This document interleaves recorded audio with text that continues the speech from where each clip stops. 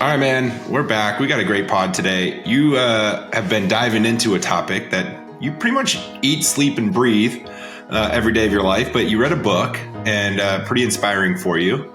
And you shared some of that and shared some YouTube videos, and we'll probably link those in the show notes. But you had brought it to my attention, like, hey, let's do a pod on this. And obviously I know about these things, but you know a little bit more about it. And I'm excited to talk about it and pick your brain and hear what you got to say. I think this can be a really good pod, but it's all about the dose method. And so tell us a little bit about the book and why you wanted to talk about it.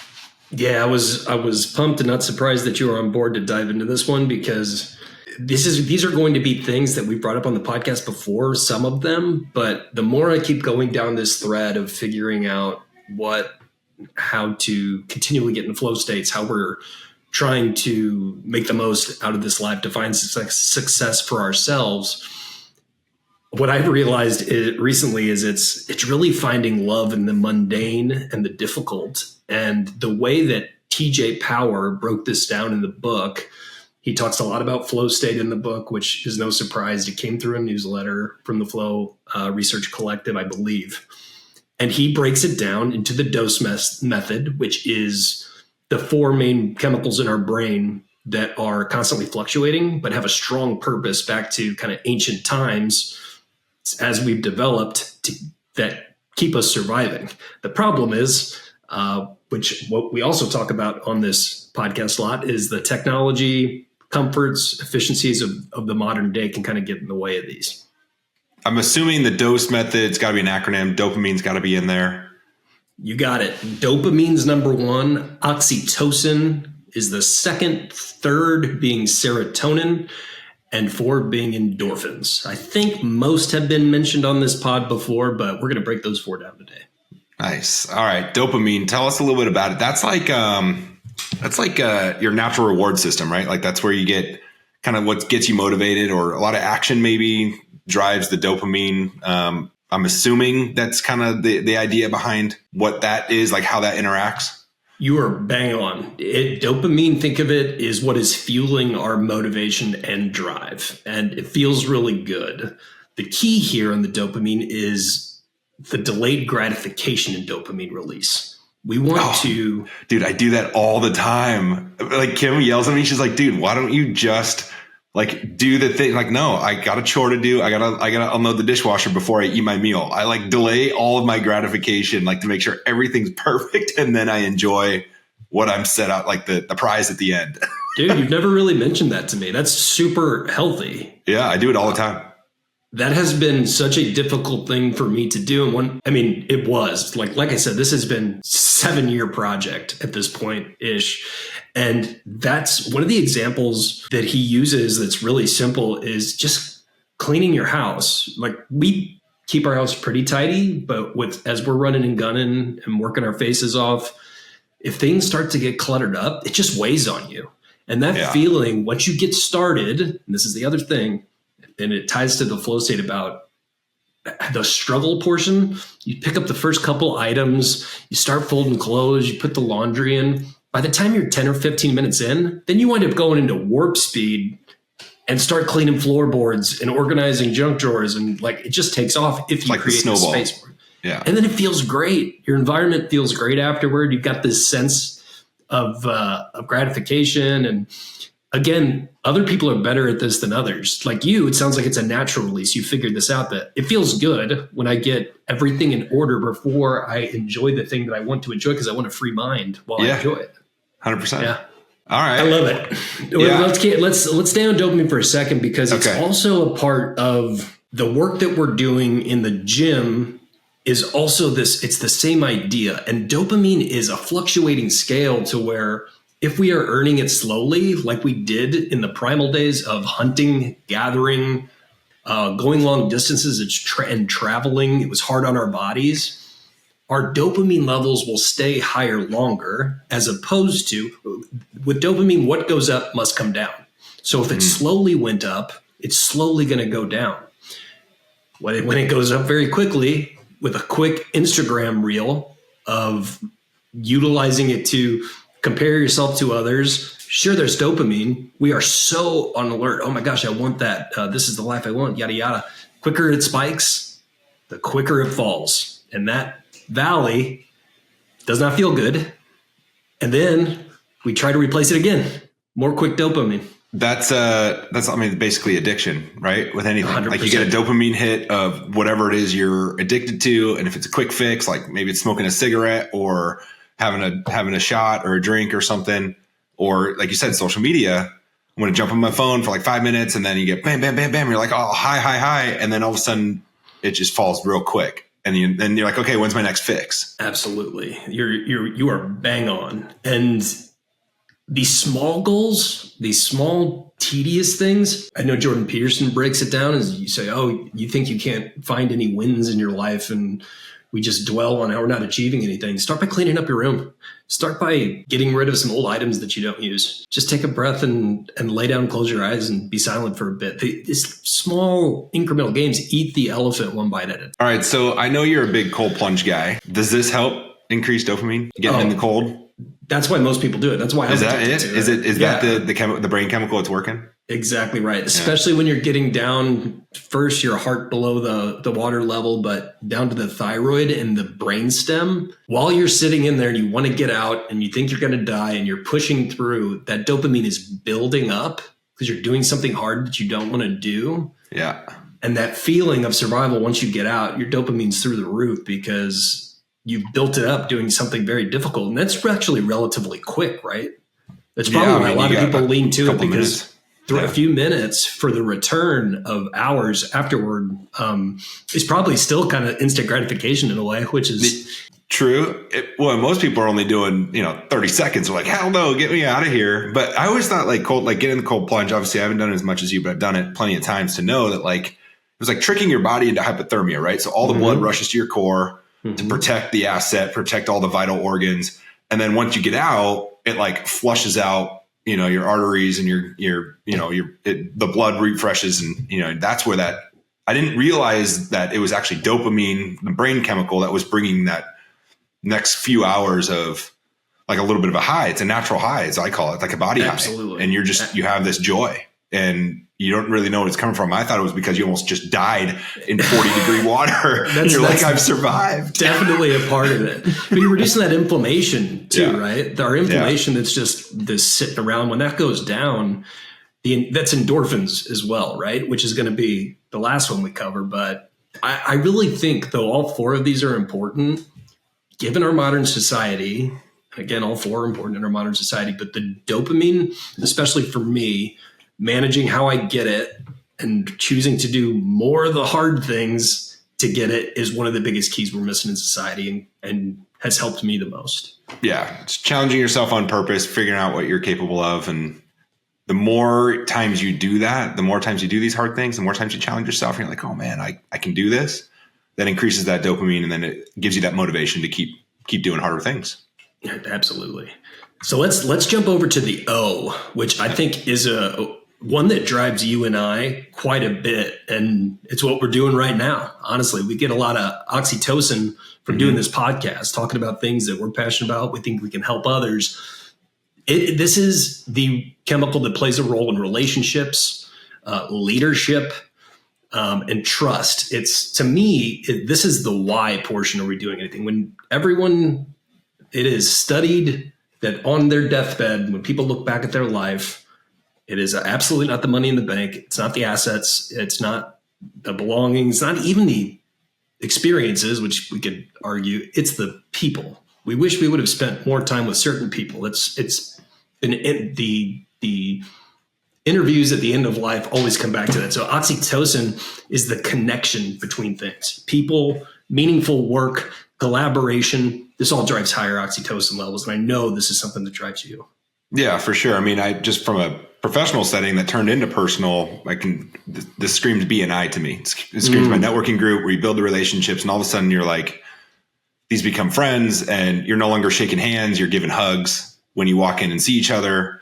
And I mean, how many times, when you hadn't seen someone for a week or 2 weeks or a month or longer and you give them a hug, how good does that feel? That initial, man, it's so good to see you. That's where this oxytocin comes in, right? It's like that human touch, that human element, that relationship, that bonding, as opposed to a cold, little handshake or a high five or nothing at all. Right. And the more, I guess, I don't know what's the word, but the more human touch you have, I guess, like the more, not passionate, because it's like in a professional setting, but like just the more genuine care for someone else. And you show that through that relationship. That, I guess that's where that would release, right? The oxytocin. Yeah, it's camaraderie. Yeah. I think that's what we all get on our Thursdays and summit trips at Junto. Like that's oxytocin at its best. And if we're not winning together or raising, the rising tide that raises all ships together, well, what's the point of this place? In my opinion, I know some people may disagree with that, but strong relationships fuel success. You're defining success for yourself. It's the people that are around you, whatever method you're going about it in. This oxytocin is what's kind of driving you there. Dude, you know what's crazy about that? Okay, so I just thought of this. I was running, kind of when I was running a lot. I think this was in Colorado. I think it was the Denver Colfax half marathon. And I'm running, and we're running through the downtown firehouse in Denver, right? And we're running, and and there's this guy that's running. He's on a prosthetic leg, like he's got one of those. He has one leg, and he's running. And he was a veteran. He was wearing his, he had the flag, he had the American flag, he had his army gear. You could just tell he was a veteran. I ran right past him, and I hit him right on the back and just gave him a pat. I was like, dude, keep going, you're killing it, and then kept running. And just that moment of just patting him on the back, like gave an insane jolt of just energy, and just like I got the chills from it. And like, I didn't have to do that, right? But I did. And it just like that one interaction, that social interaction, that human element, that touch, that whatever, to make someone feel good about like what they're doing, and also made me feel good about what I was doing. It just like was a whole nother level of energy. And it had to have been, this oxytocin, right? Like it had to have been 100%. This chemical reaction, which you can also get from giving back, right? From volunteering and doing good. Like making someone's day, doing small things like that will do the same thing. Absolutely. Like it goes back to one of the key themes in my life, that everything is connected. Like this is all connected in some way, shape, or form. There's a spiritual level to that, but it's more, how can we connect those dots? And that's where that flow comes in, when things start to like all row in the same direction. That is oxytocin. I think that's one of the key things about at Workiva. We just got back from our sales kickoff. Awesome event. People sharing their wins together, turning the chapter of last year into this year, the mission that we're on together. That feeling is oxytocin and does wonders on keeping us, again, rowing in the same direction and on the mission. Yeah. Recognition, celebrations, all that for sure. All right. I get that. S. What's S? For Stephen and serotonin. Stephen serotonin. And this is really the mood stabilizer. So, again, all of these are intertwined and connected, but I think of this as the Zen master of the brain chemicals. This is what keeps us, again, not too low, not too high, more even keeled, which is really what people are looking for. A neutral mindset to where we can do what we actually want to do. And it regulates your mood, your energy, and your resilience. We're not too low, not too high. We're able to continue to focus and stay in the zone. This is, we're going to get into endorphins from movement, but movement also helps your mood stabilization too. Sunlight, your gut health, big on what our inputs are here. What's coming into our physical body is impacting our brain. This is that connection. Give me your thoughts on Stephen serotonin. This is diet. This is, the sunlight, getting you ever heard the song? There's a song called Serotonin High by Arden Jones. You heard that one? No, I was just thinking of a John Mayer song where he says, we're going to slip into a serotonin overload. Yeah, there's a lot of good songs that bring this up. And it is like the mood, right, the ups and the downs. And I think everyone goes through those peaks and those valleys. And it's like, how do I get the serotonin high? And there's ways to do that. And that's just, I think, movement, right? Getting outside, getting in nature, making things happen. Like going to a motivational speaker, right? Mm-hmm. Like going to an event, right? Signing up for something that you wouldn't normally do and just do something different. And that can boost your serotonin. Like go see a Tony Robbins show, like go see him for a day or whatever. And you'd be like, holy crap. Right. Like those types of things to change it, that will be the mood enhancer if you will, if you need to pick me up. I think one of the other keys with serotonin, and there's a reason they're cliches, right? Like they're cliches for a reason. They're bamboo bangers for a reason. Is gratitude. We talk about gratitude and gentle all the time. It's a superpower. The more grateful you are, the more that comes in your life. It's the reticular activating system, and gratitude, the simple things that you're grateful for, the big things that you're grateful for, a cocktail of all of that is a serotonin boost. Your brain starts saying, no, I have been rewarded in this life for whatever I've been doing up to this point.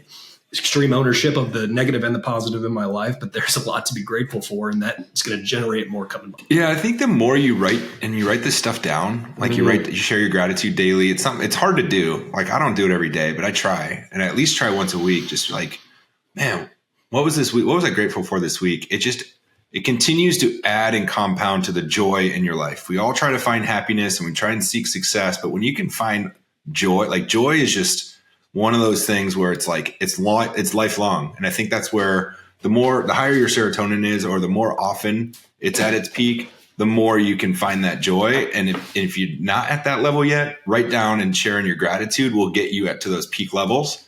And then that's where you find your joy. Full notebooks, a full life. You're so spot on. And I think every time this comes up on the podcast, we both, like you just brought it up to me. I keep my notebook around me all the time, and I look at the passages, and it's so chaotic and all over the place. But the little patches where I am writing it, even though it's not every single day, when they're closer together, there is a correlation between how things are flowing and rolling in life in general. So I think full notebook is a full life is going to be one of our mottos. Dude, please tell me you're going to be willing to share that with the world one day. Paula says she's tried to read my notebooks before, and it might as well be hieroglyphics. So I don't know how beneficial they're going to be, but at some point they'll be either AI, chicken scratch, you can't read it, or you're writing in symbols, or what do you... They're going to realize how insane I really was if anyone tries to crack through those. Well, I'll have to put it together someday. Maybe... that would be a killer read for sure to find out what's going on, because a lot of words of wisdom in those journals. What's not going on? Yeah, no, I'm sure there's lots of words of wisdom in there that we'd all love to hear. All right. What's E? I think endorphins. This is one that we talk about all the time on the podcast. This is moving the body. This is the physical release. And an endorphin's a painkiller. There's a reason when you go into fight or flight, adrenaline rushes, all the above, they're killing pain in the body so you can focus on survival. But we don't want to use it for that. These endorphins is the best example is runner's high. I know you've talked about your experience with runner's high before. I've never felt it in the capacity that others have. I've had it, like you get that portion of the run that feels good. I know that I have probably had it on the mat. Oh yeah. Yeah. The endorphins after jiu-jitsu are, again, this is the great example of rewarding the rewards that come from really difficult things. Yeah. And our body, again, this is what allowed us to hunt for hours on end until we found food that we could get through people giving birth in the middle of the wild. Endorphins are critical in birth, I believe. I'm not an expert there, so maybe we should use that example. But it is embracing discomfort to achieve more in high pressure environments. Yeah. I like this one. It's probably my most favorite one. Cause obviously you can, when your endorphins are flowing, it is that flow state. It is that runner's high. You can get it from massive activity and action. For example, me playing basketball, like you get into that, like that's an hour and a half to 2 hours of just like, you're not thinking about anything else and you're working your tail off. I got back on the court finally, and for the first time in the last 3 months, just this last weekend. So I'm excited about that because it just brings me to such a great place of just free flowing, playing a sport that I love and nothing else matters. And then when I'm done, I'm so worked, I'm so sweaty, and I'm just like the rest of the day, I'm exhausted, but it feels so good. Like it just feels like I'm so sore. Like that's exactly it. You just nailed it. And you bring up a good point there. You had a really good reason for taking a few months off basketball. Yeah. Whenever it's back to consistency, right? I've talked to it about you when I'm off the mats at jiu-jitsu for a long time. I know what's missing. And even though I'm getting a workout in other ways, I just haven't found anything like it. And it's the more that you consistently do these things, the more they show up. It's just like more flow equals more flow. Yeah. All of these things together will get us into flow state in the zone. What we want. What do we want? And let's do more of that. Not what everybody else's to-do list or marketing plan is to take our attention for their goals, to sell us what they want. What do we want? And these 4 brain chemicals, mastering them is what's going to keep us on that path to define success for ourselves. Yeah, and it's interesting too, because I think you build the consistency, like you said, and you want to build that habit formation. Basketball for me, like I enjoy that activity. Running, on the other hand, I hate that activity. I do not like to run long distance, but I do it because I know what it feels like that after I'm done, when I cross that finish line. So it's like 2 separate.